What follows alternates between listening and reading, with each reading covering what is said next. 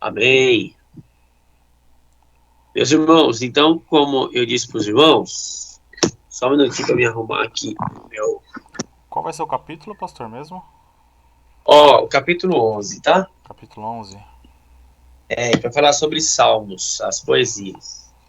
Como é essa nossa matéria, eu pensei que você estava estudando a mesma, então eu acabei de, como eu falo, pensando que seria os mesmos conteúdos, mas vamos lá. Entendes o que lês? Poesia, poesias, né? Estudando os salmos, amém? Amém. E aí, está no capítulo de número 11 do livro, mas algumas coisas importantes eu vou pedir para vocês anotarem. O que são os salmos? Vocês sabem o que são os salmos? O que são os salmos? Hinos, cânticos e poesias. Um conjunto. Sim, esse gênero literário, os salmos, ele não é um gênero literário conhecido na nossa língua, tá? Nós pensamos em poesia, nós pensamos em prosa, nós pensamos em poemas, nós pensamos em versos, nós pensamos em rimas, né? Então tudo isso está dentro da nossa mente do que é uma poesia. Mas os salmos é um gênero poético dos israelitas, tá? E na verdade são hinos e orações, tá bom? Hinos e orações. Então a coleção de orações e hinos hebraicos inspirados, dirigidos a Deus ou expressam verdades acerca de Deus em cântico. Então, são orações e hinos que são dirigidos a Deus e expressam verdades acerca de Deus em cânticos. E aí talvez vocês já viram as divisões que tem nos Salmos, tá? Os Salmos têm algumas divisões. Por exemplo, divisão dos são divididos por 5 livros, os Salmos, tá? Por exemplo, do 1 ao 41 é o primeiro livro. O segundo livro é do 42 ao 72. O terceiro livro é do 73 ao 89. O quarto livro é do 90 ao 106. E o quinto livro é do 107 ao 150. Então, o primeiro livro do 1 ao 41, o segundo livro do 42 ao 72, o terceiro livro do 73 ao 89, o quarto livro do 90 ao 106 e o quinto livro do 107 ao 150. Ok? E aí, vale ressaltar algo aqui que é importante. Qual é o propósito dos salmos? Qual é o propósito dos salmos? Primeiro, para nos ajudar a nos expressar diante de Deus. Porque você vai observar que os salmos expressam muito emoções, sentimentos. O coração do adorador, o coração dos salmistas estão bem descortinados, né? Estão exteriorizados nos salmos. E aí, os salmos nos ajuda com esse propósito, para nos ajudar a nos expressar diante de Deus. Em segundo lugar, considerarmos seus caminhos, tá? O que é isso? Você vai observar que a gente olhando lá para trás, nós vamos ver erros, nós vamos ver acertos, e nós vamos ver aflições, dificuldades. Nós vamos ver que na vida desses homens de Deus também tiveram percalços, dificuldades e lutas, intempéries, mas também houveram corações que levam essas aflições de forma honesta, de forma sincera diante de Deus. Então você vai ver muito bem isso. E a Bíblia é algo fantástico, porque ela não revela só as vitórias dos grandes heróis, ela revela também os fracassos dos grandes heróis. Por exemplo, Davi, o Salmo 51 revela aquela oração linda de Davi, né, de forma bem poética, né, com várias metáforas, várias figuras de linguagem, e ele rasga o coração diante de Deus. E hoje a gente lê, porém o contexto histórico desse salmo é um momento de aflição, de arrependimento, de quebrantamento, né? Ele diante de Deus. Amém? A gente deve considerar os caminhos. A gente tem que ter algumas observações exegéticas que a gente precisa ressaltar aqui. Por exemplo, os salmos são um tipo distinto de literatura, ok? Ou seja, ela é propriamente israelita, como eu disse para vocês aqui. Ela não tem uma característica ocidental, mas ela tem uma característica oriental israelita, tá bom? Precisaremos entender, primeiro, a sua natureza, a natureza dos salmos, e também os seus vários tipos de formas e funções, ok? E aí outra coisa aqui que é interessante, salmos como poesia. Poesias musicais, ou seja, esses poemas musicais para serem cantados. Nós vamos observar que uma característica também dos louvores das nossas igrejas, você vai observar que tem alguns louvores que são orações, não é? Orações, por exemplo. Se tu olhares, Senhor, para dentro de mim, nada encontrará de bom, mas o desejo eu tenho de ser transformado. Preciso tanto do teu perdão, dá-me um novo coração. Então você vai observar, lógico, não tem uma forma poética, está sendo bem direto. Porém, você vai observar que é uma oração, ela não é congregacional, ela é individual. Porém, lógico, se louvor, as pessoas cantam na congregação. Eu falo que ela não é congregacional porque ela não é coletiva, tá? Nem todos estão nessa situação. Oi? Ela é pessoal, né?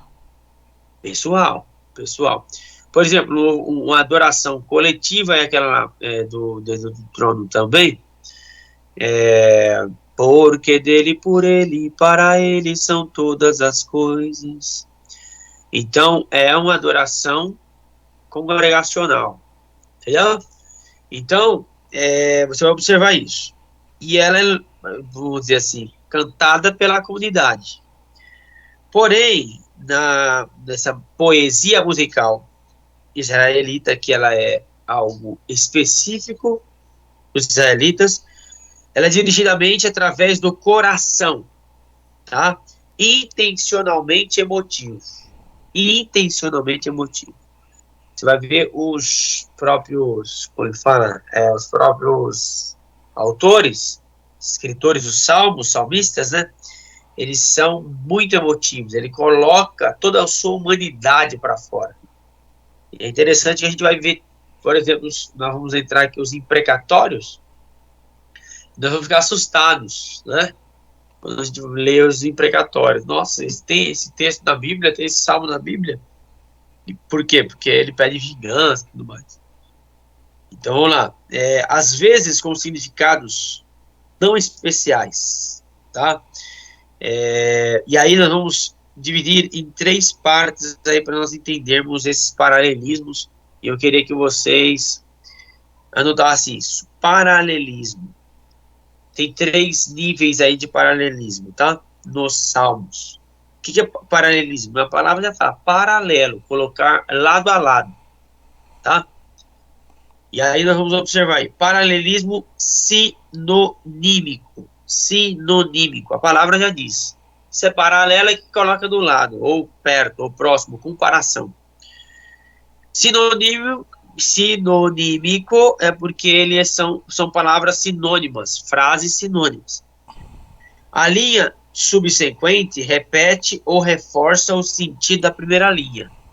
Você ia falar, Jorge? Oi, pastor. Você ia falar, não? Não, pode continuar. Ah, tá, ok. Então, ó, só um exemplo para o salmo do sinonímico. Vocês podem abrir aí, por gentileza, vocês podem abrir aí a Salmos 19, tá? E considerando acerca dos salmos como poesia, em primeiro, é altamente valorizado. Segundo, fácil de memorização. E terceiro, uma linguagem coloquial, uma linguagem comum. Isso é as poesias, né? São as poesias. Agora, no Salmo 19, nós vamos pegar um exemplo aí do que é um paralelismo sinonímico, tá? Por exemplo, paralelismo sinonímico. Os céus declaram a glória de Deus e o firmamento proclama as obras de suas Mãos. mãos. Aí no verso de baixo vai reafirmar com outras palavras, com palavras sinônimas, aquilo que está em cima. Um dia fala disto a outro dia. O dia fala, ou o dia declara, o dia fala, o dia expressa. Entendeu? É tudo uma linguagem poética. Os céus declaram a glória de Deus. Como assim? Ele proclama, ele canta, ele fala, ele prega, entendeu? É lógico que daí está a poesia. Então, isso é claro. E o firmamento proclama as obras de suas mãos, se anuncia as obras de suas mãos. Refere-se que Deus criou todas as coisas e as coisas criadas, que é a natureza, revela a glória de Deus. E no segundo, a parte A do verso, vai dizer, um dia, eu acho que é o verso 2, né?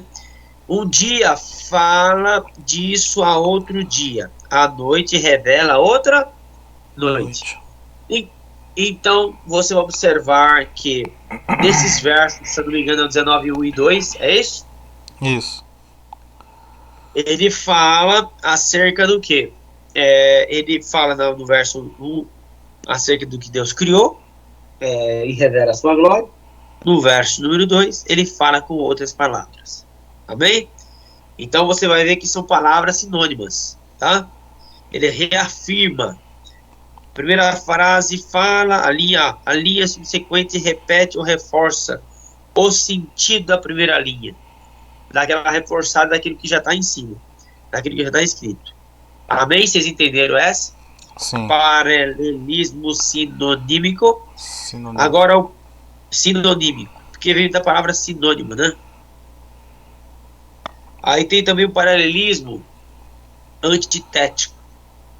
Tá? Antitético, porque a antítese, ela é algo que contrasta, ok? E aí a linha subsequente contrasta o pensamento da primeira, reforçando a primeira linha pelo contraste. Reforçar pelo contraste. Até parece um paradoxo, né? Mas é reforçar pelo contraste, ok? Reforçar pelo contraste. Então, sinonímico é usar outras palavras para dizer a mesma coisa, reforçar. Antitético é reforçar, porém com contraste. Contraste. Tá? Então, vamos lá. Ainda aí no Salmo 19, vai dizer, acho que é o verso 3, né? Sem discurso nem palavras, não se ouve a sua voz. Sem discurso nem palavras, não se ouve a sua voz, mas a sua voz ressoa por toda a terra, e as suas palavras até os confins do mundo. Espera aí. Se os céus proclamam, declaram a glória de Deus, se o firmamento anuncia as obras de suas mãos, se um dia fala para outro dia, a noite fala para outra noite, e agora diz que sem discurso nem palavras, não se ouve a sua voz, mas a sua voz ressoa de toda a terra e as suas palavras até os confins do mundo, o que é isso? Então parece que é um contraste, parece estar um paradoxo, mas não. Realmente, de forma literal, a natureza, no que se refere a manifestar a Deus, o falar de Deus, o expressar de Deus através da revelação natural ou da revelação geral, é expressado através das coisas criadas. E ele vai dizer aí, sem discurso nem palavras, não se ouve a sua voz. E embaixo ele contrasta, mas sua voz ressoa por toda a terra e as suas palavras até os confins do mundo. Por quê? Porque de uma forma, através da sua criação, ele não está falando literalmente, porém as coisas criadas, não somente a natureza, mas os seres humanos, a consciência dos seres humanos, Deus está falando em todo tempo, em todos os lugares, até os confins do mundo, através da sua criação. Amém? Aí você vê que o contraste ele dá como é que Reafirmada. fala? Reafirmado. Então, o terceiro é paralelismo sintético. Sintético por quê? Porque ele acrescenta. A linha subsequente acrescenta a primeira linha mais informações. Ou seja, é dar uma super reafirmada. Tá? Vamos continuar? Nos Nossa. céus ele armou uma tenda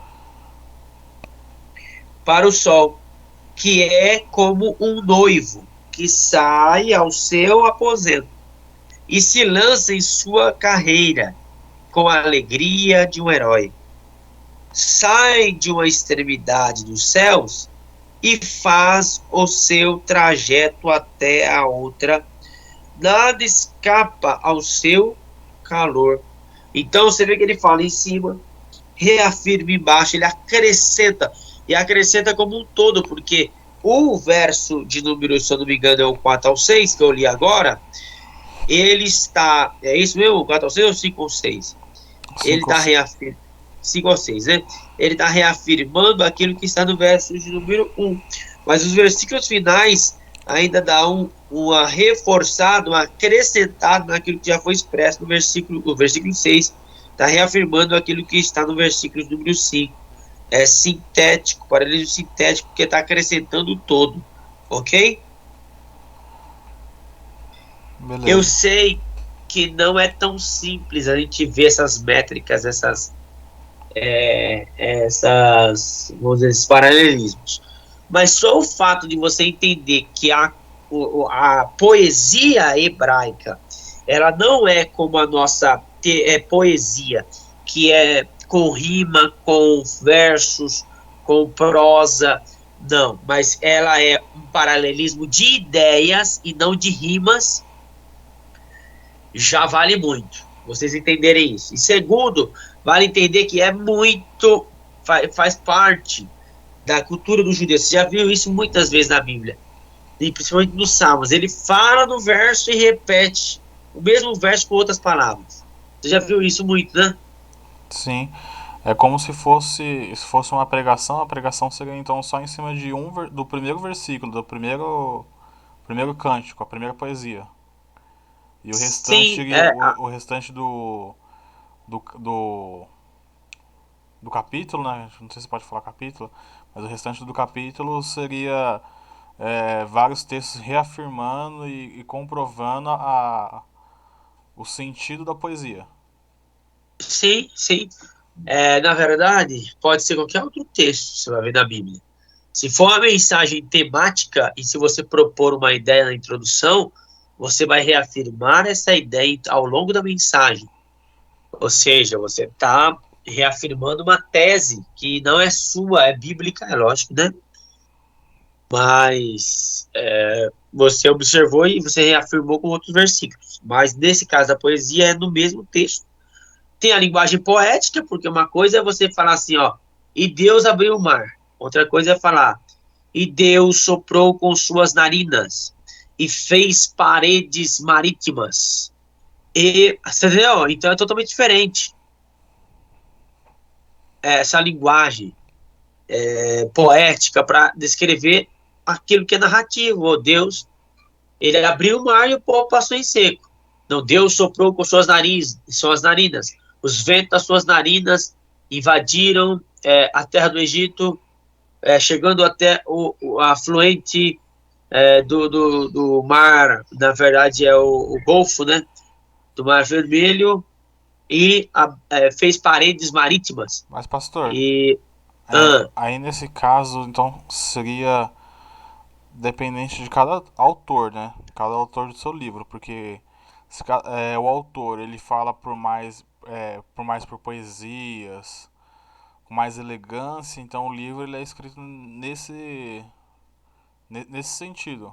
Porém, se é isso, um gênero autor igual literário Paulo, que poético, é. não, isso, poético, ele não refere-se só a, aos salmos, e nem aos livros que no canon hebraico referem-se aos livros poéticos. que é Jó, Salmos, Provérbios, Eclesiastes, Cantares. Você vai ver isso muito, mas muito no Antigo Testamento em geral. E você vai ver muito isso também, por exemplo, dos profetas, maiores e menores. Porque você vai ver muita comparação. Os profetas usando muito comparação. Então você vai ver isso. Por exemplo, e também nas narrativas. As narrativas muitas vezes encerram a narrativa, ou concluem, ou dá uma pausa no meio da narrativa para poder fazer uma poesia. Por exemplo, depois que a Miriam atravessa o Mar Vermelho, ali é narrativa. Mas depois que o povo atravessa o Mar Vermelho, o povo hebreu, quando Miriam chega do outro lado e pega o tamborim e começa a louvar, você vai ver que abre um parênteses na história para falar do cântico de Miriam. Sim. Então, e você vai ver que o Cântico de Miriam narra a história que eles viveram de forma bem poética. Você vai observar que o própria Ana, quando Ana teve os filhos, o filho Samuel, ela vai e ela louva de forma poética. O arco dos fortes foi quebrado, e os que se enchiam de forças tropeçaram. A estéril deu luz a 7. Esse 7 é completude, não é. Posteriormente ela teve filhos, mas a completude, né? Vamos dizer assim, vamos dizer, a definição do que é completo. E aí você vai observar que no capítulo de número 2, 3 ali de 1 Samuel, tem uma pausa na narrativa para poder ter um trecho de poesia. E Então, normalmente é uma oração. E aí vamos ver aqui, várias que tem aqui, tá? pastor, Vamos lá. Oi, querido. então eu acredito que para mim seria mais difícil para interpretar a poesia, então. Porque a poesia Meu a gente tem que Deus, meu entender. irmão. Muito difícil. Porque, ó, por exemplo, tem poesia que você já entende o contexto. E aí fica muito mais fácil, o contexto histórico. Ah, Davi pecou e ele tá falando aqui e tal. Ok. Mas você pensa quando você pega lá, ó, purifica-me com esopo. Esopo. Aí você pergunta, o que que é esopo? Entendeu? Então, aí você tem aquela questão cultural do lá então para aqui e agora. Mas tem textos que são muito mais difíceis do que o capítulo 51 de Davi. Por quê? Porque eles falam uma linguagem tão complicada por exemplo, aquele trecho que fala sobre e o Senhor montou em os querubins e voou nas asas do vento e tal. Nossa, aí você fala, meu Deus, que complexo, entendeu? Mas ele está querendo dizer ali, por exemplo, que Deus governa sobre a terra, que ele é soberano e tudo mais. Aí ele usa uma linguagem tão rebuscada que para a época era compreensível e para nós talvez tenha uma distância do tempo muito grande e também cultural. A gente não tem essa ideia de salmos, a gente não tem a ideia cultural da época. Então não é tão simples não, meu irmão. É bem É igual complexo. Cantares, né?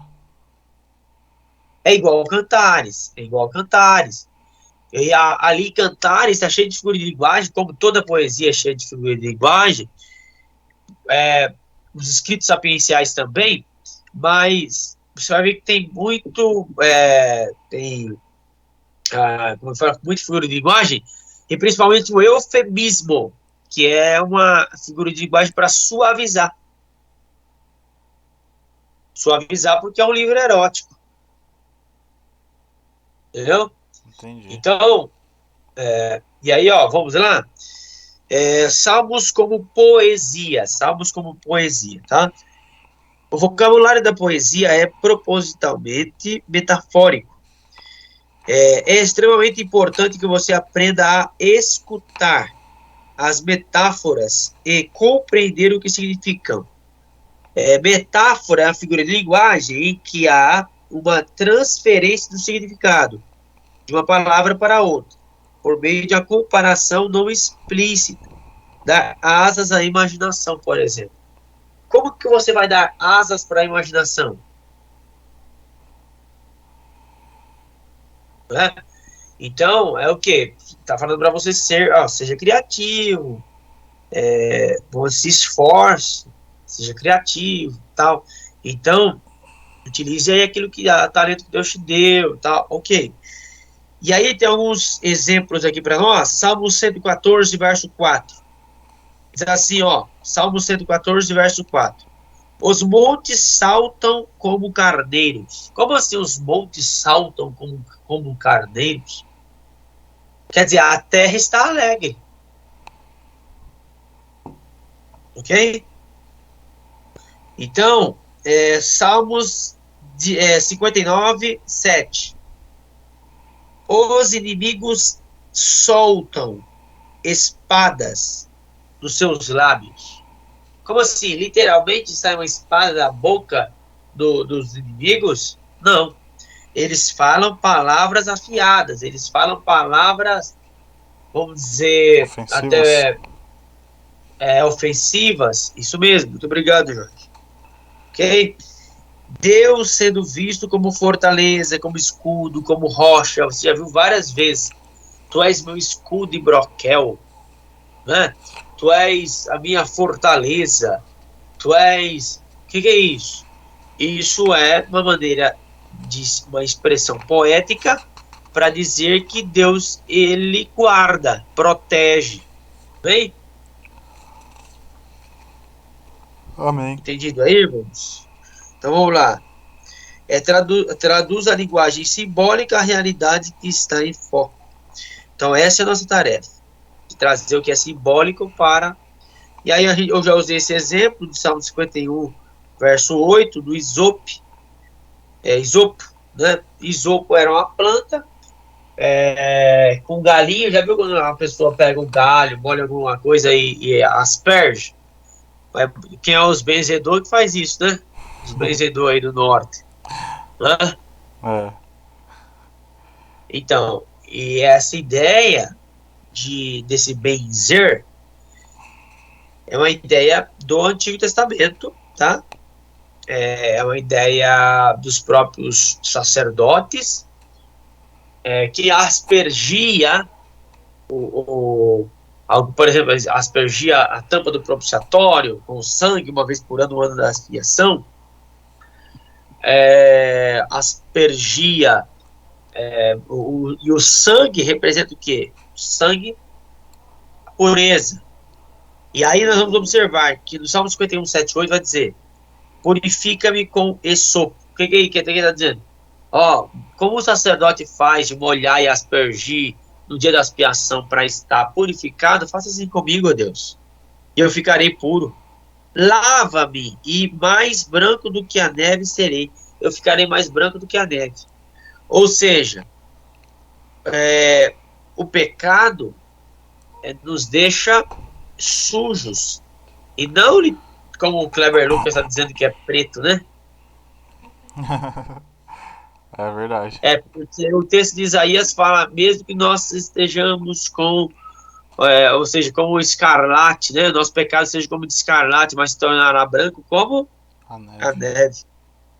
Amém? Então, é a comparação. Eles não sabem interpretar que é uma comparação, que é uma poesia, entendeu? Então, faz-me ouvir de novo júbilo de alegria. E os ossos que esmagastes exultarão. Como assim? Deus esmagou os ossos de Davi? Literalmente? Não. Aqui fala do quê? O fato do pecado dele trazer tanto sofrimento a ele que ele vai ser restaurado. A alegria que ele tinha de servir a Deus, da salvação dele, foi esvaída, foi perdida.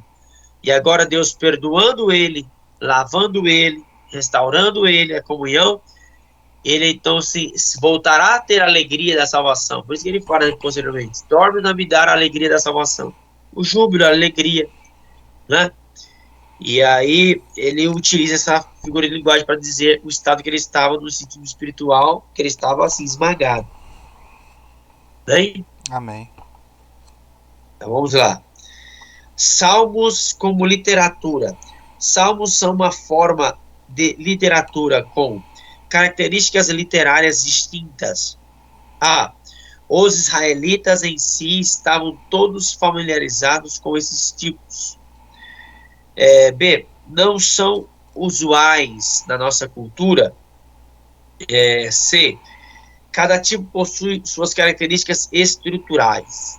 Entender as estruturas dos salmos nos ajuda a reconhecer elementos que aguçam a nossa compreensão e apreensão. Que tipo de salmo eu estou lendo? A gente tem que pensar nessa questão. Por quê? Porque acabei de dizer para os irmãos a distância e tudo mais, toda essa questão, a distância do tempo, a cultura e tal, faz com que a gente parece que tipo de salmo que eu estou lendo. Então, para ter essa visão, a gente vai ver algumas estruturas aqui. Ok? Salmo como literatura ainda. Cada tipo de salmo tem uma proposta e função específica. Por exemplo, quem já ouviu falar do salmo acróstico? Eu nunca ouvi. Acróstico quer dizer o quê? As letras do alfabeto. Não tem o A a Z? Ah, sim. Acho que é o. Acho que é o último livro? O 119. É o 119. E em Lamentações também tem. Aí você vai ver que como é hebreu, né? É israelita, então tá lá o alfabeto hebraico. Aleph, Beit, Gimel, Dalet, He, Faf, tá lá. O alfabeto hebraico. E tem 8 versículos para cada um. Escreve aí. Tá? Os salmistas também usaram alguns padrões que particularizavam seus salmos. Cada salmo tem a sua própria totalidade, como unidade literária. Tem que ser lidos por inteiro e não em fragmentos. Tá? Por quê? Você pode isolar um trecho do salmo, então você precisa ler com aquele conteúdo completo. Ok? Então vamos lá. Salmos como literatura tem que ser lidos por inteiro e não em fragmentos. É como um colar de pérolas, né? Você pode pegar só aquela partinha que não é um colar, é só uma pérola. Quando você ajunta ele tudo. Pastor, Oi. aí seria o capítulo inteiro ou seria aquelas 5 divisões que o senhor falou? Não, meu. O capítulo. Na verdade, a gente fala que é o número, né? É o Que na número. verdade é um binário. Então não tem capítulos. Mas você pega e isola um versículo lá do Salmo 51. Entendeu? Aí você vai ficar, que aconteceu? Então você vai ter que ler o contexto, você vai ter que ler ele completo. Ele foi feito para ler completo. Na verdade, não é para ler, é para louvar. Você vai ter que ler o número inteiro, no caso, né? É. Se for o 51, lê o 51 inteiro. Entendeu? Entendi. Tá bom? Então vamos lá. Quando você ler um determinado salmo, aprenda a seguir seu fluxo e equilíbrio. Cada salmo tem um padrão de desenvolvimento mediante as suas ideias que são apresentadas, desenvolvidas e trazidas para algum tipo de conclusão. Cada versículo individual está inserido dentro de um contexto do salmo pelo qual podem ser interpretados. Tem salmos que têm contextos históricos também.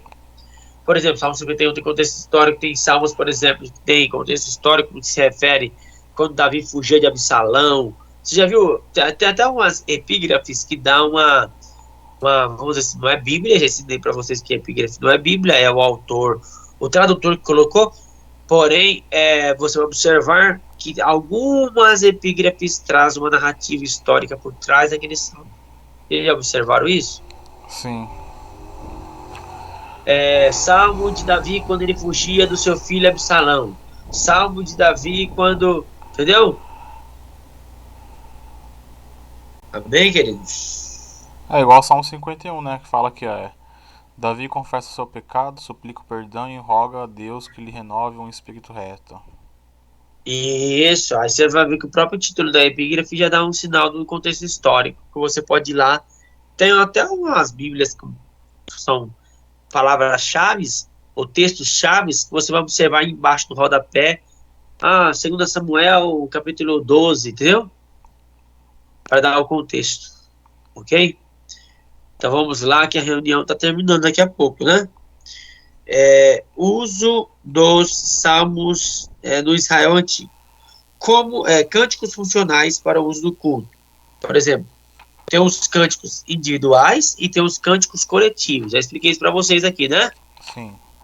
Cânticos individuais e coletivos. Nos salmos também tinha isso. Salmos são aplicáveis a todas as eras. Depois que os israelitas voltaram do exílio, os salmos viraram uma coletânea, viraram um inário, tá bom? Salmo 1 e 2 foram introdutórios e o Salmo 150 posto como conclusão. Divisão dos escritos dos salmos. Davi, 73 salmos ele escreveu. Moisés escreveu o Salmo 90. Salomão escreveu, Davi escreveu vários salmos, são 73. Moisés, o Salmo 90, foi Moisés. Salomão escreveu dos 72, na verdade, e 127 foi Salomão que escreveu. E os filhos de Asaf e Corá escreveram vários. Filhos no sentido de descendência, tá? Eles escreveram vários, ok? Sirvam a função crucial de estabelecer a conexão entre adorador e Deus. O auxílio na adoração, tá? Os salmos nos auxiliam na nossa adoração. Os salmos nos auxiliam na nossa oração, tá bem? Há um texto aqui, Efésios 5, 18 ao 20, vai dizer assim, ó: deixe-se encher pelo Espírito, ou seja, não vos embriagueis com o vinho que acontece, mas enchei-vos do Espírito. Deixe-se encher pelo Espírito, falando entre si como salmos, hinos e cânticos espirituais, cantando e louvando de coração ao Senhor. Ou seja, salmos, hinos e cânticos espirituais, cantando e louvando de coração ao Senhor, dando graça e conhecimento ao Pai, a Deus Pai, por todas as coisas em nome do nosso Senhor Jesus Cristo. Efésios 5, 18 ao 20. O próprio apóstolo Paulo já dá um vislumbre para nós que a gente pode utilizar os salmos para a oração e a adoração coletiva. E alguns modelos de salmos, os salmos, que são, na verdade, qualificações de salmos, né? Qualificações são... Oh, Jesus, dá uma palavra. O padrão. Vocês têm salmos que são salmos de lamentações, salmos de ações de graça, salmos de louvor, salmos de história de salvação, salmos de celebração e afirmação, salmos de sabedoria, salmos de confiança, salmos de precatórios, tá? Então vamos lá rapidinho, tem muito conteúdo aqui. Salmos de lamentações. Maior grupo de salmos são os salmos de lamentações, tá? São mais 60. Lamentações, a maioria das vezes são salmos individuais, mas também tem salmos de lamentações que são coletivos. Expressam e pressupõem profunda confiança em Deus, ajudam as pessoas a expressar diante do Senhor as suas lutas, os seus sofrimentos ou a sua decepção. Isso é individualmente, então, às vezes a pessoa orando, né? Lamentações coletivas, mesma função, contudo feitas por um grupo de pessoas. As lamentações com frequência eram feitas em tempos difíceis para os israelitas. Se expressavam como um fervor profundo e honesto a aflição que as pessoas sentiam. Ok? Vamos lá agora. Isso são os salmos de lamentações, que são a maior quantidade. Salmos de ações de graça são a segunda maior quantidade, tá? Por algo que o Senhor tenha feito, proteção, fidelidade, benefício, etc. Tá? Então são salmos de ações de graça. Expressam alegria diante do Senhor, ajudam uma pessoa com um grupo ou um grupo a expressar pensamentos e sentimentos de gratidão, tá? E aí tem 6 comunitários, tá? São 6 salmos de ação de graça. 65, 67, 75, 107, 124 e 136. Ok? São os salmos de ações de graça. De ação de graça. E tem os salmos de louvor. Salmos de louvor. Ok? Centralizam-se no louvor a Deus por causa de quem Ele é e por sua grandeza e por sua bondade para com toda a terra e também para com o seu próprio povo. Tá? Exemplo, Deus como Criador do universo. Salmo 8, Salmo 19, Salmo 104, Salmo 148. Protetor e beneficiador de Israel. Salmo 66, Salmo 100, Salmo 111, Salmo 114, Salmo 149. E aí também tem salmos de história de salvação. Tem como enfoque uma revisão da história das obras salvíficas de Deus entre o povo de Israel, especialmente o ato de libertação da escravidão do Egito e a instituição dos israelitas como nação. Por exemplo, Salmo 78, Salmo 105, Salmo 106, Salmo 135, Salmo 136. Então, por exemplo, vai contar aquela história de salvação que Deus livrou o povo da terra do Egito com mão forte e tal. Vai falar de quando Deus muitas vezes derrubou lá afogou os cavaleiros do Mar Vermelho. Vai falar também da libertação lá quando o povo estava na Babilônia. Então eles vão utilizar essa métrica poética para escrever salmos que se referem louvores e orações, mas principalmente louvores que se refere à salvação do povo de Israel. Está atrelado à sua história. Salmos de celebração e afirmação. Vários tipos de salmos incluídos: liturgias da renovação da aliança, salmos davídicos da aliança, louvam a importância da escolha que Deus fez da linhagem de Davi. E aí você vai observar também que salmos reais. Deus fornecia estabilidade e proteção através da monarquia de Israel. Eles louvavam tanto a Deus, quanto também salmodiavam e cantavam sobre os seus reis. Tá bom? Então são salmos de celebração e afirmação. Ou seja, Deus deu vitória em alguma área, né? Deus está fazendo alguma coisa. Vários tipos de salmos são incluídos. Salmos de entronização. Entronizavam o rei ou o próprio Senhor. Cânticos de Sião, ou os cânticos de Jerusalém. Então, eles também celebravam Jerusalém, o Senhor deu Jerusalém. Aqui o templo está construído e aqui é o lugar de adoração. Então, eles salmodiavam isso também. Principal cidade de Israel, que era a capital da principal cidade de Israel, onde Davi estabeleceu o seu reinado e também o templo do Senhor foi construído. Na medida que o livro do Apocalipse faz o uso do símbolo Nova Jerusalém, o novo céu e o céu que desce da terra, esses salmos continuam sendo úteis à adoração cristã, porque a gente pode dizer assim, que conexão vai ter, que ligação vai ter os Nova Jerusalém lá do passado com a Jerusalém do passado, Sião, né, que é um templo, que é uma cidade física, como que eu vou aplicar para minha vida. Mas a gente vai ler Apocalipse e vai ver que tem uma Nova Jerusalém. Pastor, Tá bem? Oi. temos ainda 5 minutos. Ah, tá. Deixa eu ir rapidinho aqui. Salmos de sabedoria. Salmos em que se louvam os méritos da sabedoria. E que uma vida sábia. Tá? Esses salmos de sabedoria são 36, 37, 49, 73, 112, 127, 128 e 133. Cânticos de confiança. Centralizam sua atenção no fato de que se pode confiar em Deus, mesmo em tempos de desespero.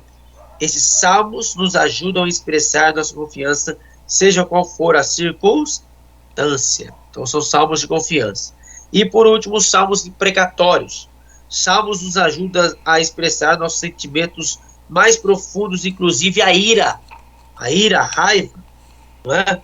Esses salmos nos guiam e canalizam nossa ira e através de Deus, verbalmente, em vez de direcioná-la contra outra pessoa, física e verbalmente. Sabe aquele dia que você está terrivelmente irado com alguém e você vai orar?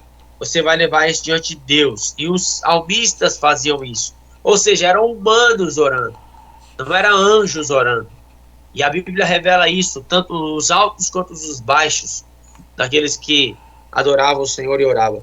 Cada um mente ao seu próximo, seus lábios bajuladores falam com segundas intenções. Que o Senhor corte todos os lábios bajuladores e toda a língua arrogante. Salmos 12, versos 2 e 3. Olha o salmo imprecatório aí. Que o Senhor corte a língua, né, dos arrogantes e dos bajuladores. Então é um coração irado, mas ele está irado, não pegou a espada e foi lá enfiar no irmão. Ele está orando. Não significa que essa oração é parâmetro para nós, amém? Então, vamos lá, imprecatórios. Os salmos nos ajudam a expressar nossos sentimentos mais profundos, inclusive a ira. Orando esses salmos, entregamos também esses nossos sentimentos a Deus, e assim cumprimos a sua palavra. Nos ajude a não nutrir esses sentimentos. Nos ajuda a não nutrir esses sentimentos. Efésios 4, 26 e 27. Quando vocês ficarem irados, não pequem. Apaziguem a sua ira antes que o sol se ponha. E não deis lugar ao diabo. Quantos minutos? Temos mais 3 minutinhos aí. Amém. E aí, eu vou citar aqui o benefício dos salmos. E depois tem um grande exemplo para nós. Mas eu vou citar esses benefícios aqui, porque nós vamos encerrar nossa aula, tá bom? Os salmos, eles podem servir como uma orientação à adoração. O salmo é uma preservação literária, composta com cuidado de palavras que visam a ser faladas. 2. Os salmos nos demonstram como podemos ter um relacionamento honesto com Deus, honestos com as nossas emoções. Ou seja, não fica só magnânimo, esplêndido. Não, tem dia que a gente está irado. Tem dia que a gente está triste, está angustiado. E vai levar isso para os pés de Jesus, e não para a cara do irmão. Amém? 3. Os salmos demonstram a importância da reflexão e da meditação sobre o que Deus fez por nós. E nos convida a pensar de forma controlada na palavra de Deus. Ou seja, meditação. Ok? Observações hermenêuticas. Como oportunidade de falar a Deus com palavras que ele inspirou outras pessoas a falar a ele em tempos passados, como que a gente, com essas palavras faladas para Deus, funciona como a palavra de Deus para nós? Apesar disso, não nos garante uma vida agradável. Deus merece louvor, a sua grandeza, bondade, despeito da nossa aflição e meio a ela. O que é isso? Como a gente pode pegar aquilo que é lá no passado, que eles passaram, o relacionamento que eles tinham com Deus, e a gente pode aprender hoje? Que os mesmos problemas que eles passaram, talvez não um específico, mas os problemas existiam lá e existem aqui. Nós não estamos blindados de problemas. Mas nosso Deus continua sendo o mesmo. E nós temos que ter relacionamento com Ele e se abrir. As nossas emoções precisam ser abertas. Nós vamos se entregar. Como tanto em precatórios, quanto salmos de lamentos, quanto os salmos de ações de graça, quanto os salmos de celebração. Mas nós precisamos colocar para fora, exteriorizar isso. Amém? Posteriormente, nós vamos falar de uma métrica dos salmos. Amém. Tá bom? Amém, queridos? Aí nós vamos continuar posteriormente falando sobre os escritos sapienciais também. Tá bom? Os demais. Mas já deu para entender um pouquinho aí que como é complicado aí a questão de interpretar a poesia, não é tão simples, né? Sim. Eu vou mandar 2 vídeos para vocês aí no grupo agora, tá bom? Para vocês verem. É um canal excelente, é um teólogo que, vamos dizer assim, talvez tenha alguma interpretação dele, eu já vi, que é o criador desse canal. Alguma coisa, são poucas coisas assim que eu discordo, mas poucas coisas, mas quando eu tiver discordância eu vou falar para vocês, tá bom? Mas eu vou postar um vídeo dele aí que é bem legal, falando sobre a poesia, tá bom? Para que vocês vão entendendo um pouco mais, tá? Ótimo, pastor. Tem 1 minuto? Acho que sim. Amém.